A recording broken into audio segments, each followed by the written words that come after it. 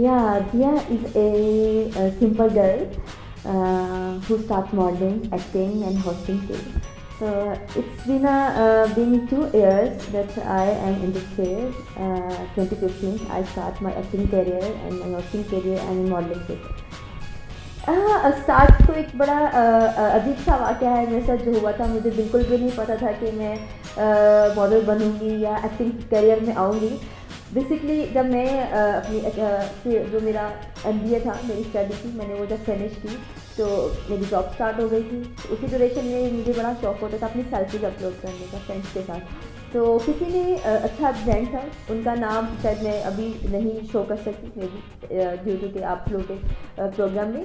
उन्होंने मुझे कॉल किया कि हमें ये बच्ची है, इसका फेस चाहिए है अपने ब्रांड के लिए। तो मैं जैसा थोड़ा सा कंफ्यूज हुई, क्योंकि लोग फेक भी होते हैं ना सोशल मीडिया पे, तो आप हर किसी पर ट्रस्ट नहीं कर सकते हैं। तो उन्होंने बुलाया, मैं अपनी मदर के साथ गई और जब उन्होंने मुझे देखा तो अगले दिन उन्होंने मुझे शूट के लिए बुला लिया। मैं वहाँ पे शूट पे चली गई और मेरा शूट हो गया। इट्स लाइक 1 डे के अंदर आपकी लाइफ अजीब सी हो गई।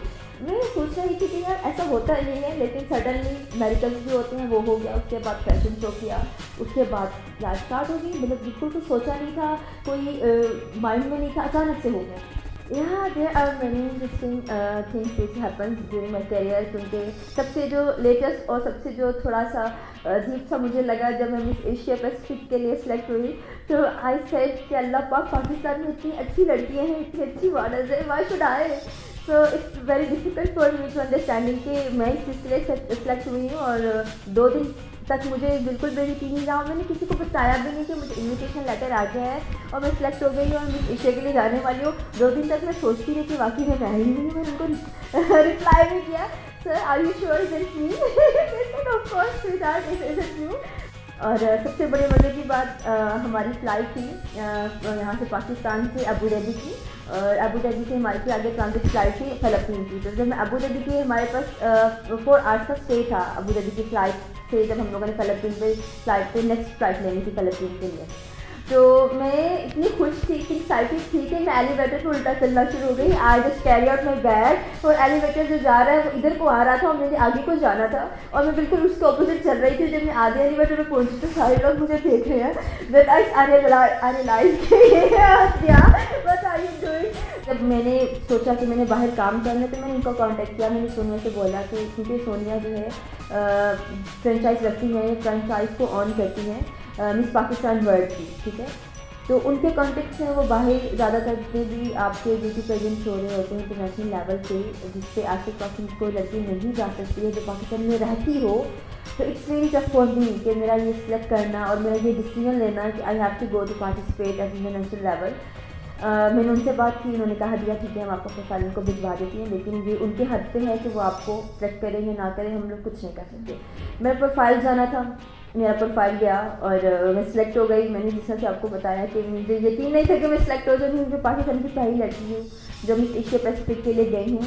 जो क्राउन विन करके लेके आई थी वो जीनत अमान थी, हमारी लेजेंड एक्ट्रेस है इंडिया की, और दया मिर्ज़ा हैं, वो भी इसका क्राउन विन कर चुकी है मिस एशिया पैसिफिक का। लेकिन पाकिस्तान की अनफॉर्चुनेटली आई डोंट नो क्या रीज़न थी कि वो कोई लड़की सेलेक्ट नहीं करते थे, लेकिन I am the first one. या नो, जब जाने वाली थी तब तो कुछ भी अंदाज़ा नहीं था कि क्या होने वाला है, लाइफ कितनी सडन चेंज हो जाने वाली है। घर वाले सपोर्टिव थे, सब सपोर्टिव थे, father mother sister brothers relative सब बड़े खुश थे। ठीक है, वहाँ पे जब मैं गई थी तो मुझे कुछ समझ में नहीं आ रहा था कि मैं क्या करूँगी, किस तरह से चीज़ों को फेस करूँगी, किस तरह से लड़कियों से बात करूँगी। वहाँ पे इतनी खूबसूरत लड़कियाँ भी आई हुई थी कि मुझे ऐसा लग रहा था कि मैं एक बहुत ज़्यादा ना जन्नत में आ गई हूँ। और माशाल्लाह से सब वेल ग्रूम थी, वेल हाइटेड थी, वेल स्पोकन थी, गुड कम्युनिकेशन स्किल्स थी और वेल कॉन्फिडेंट थी। So it's gonna be good experience for me. There are a lot of activities, but the major and time-taking and confusing activity when you are standing in front of jury and they are asking a lot of questions and you didn't any idea what they want to ask from you, and you are standing in front of them. What you want to know about your culture, from which province you are. I said I am from Punjab. Okay, that's it. They said okay, in Punjab, what you want to tell about the Punjab. I said there is a villages and there is a cities and there is a small towns in province of Punjab, and the girls wearing a kurta, shalwar, kameez, and they wearing a dupattas, and they doing a veil. They said it's. So they said, why are you standing here in front of us? I said, okay, I am here to represent Pakistan because I don't want कि पाकिस्तान की कोई भी लड़की international level पे या वो अपने इस काबिल ना हो कि वो इंटरनेशनल लेवल पे आके काम ना कर सके. So I want to be example for other girls कि जो आती हैं इंटरनेशनल लेवल पे काम करती हैं एंड एक ऑनर के साथ काम करके जाती हैं. That's the main my vision this is. Okay. Yeah, it's very complicated for me because there is a lot of things which are not appealing, and it's a very easy to do when you are going to international level. So, but main thing is that keep focusing on yourself, be confident because everything is not a cup of tea. When you are doing a lot of things, so you have to face everything because there is nobody can say you very good and you done your 100%. There is many other people who can say you it's not a good, but you have to face it. I think so it's a part of life. It doesn't mean कि हर person को आप पसंद आओ.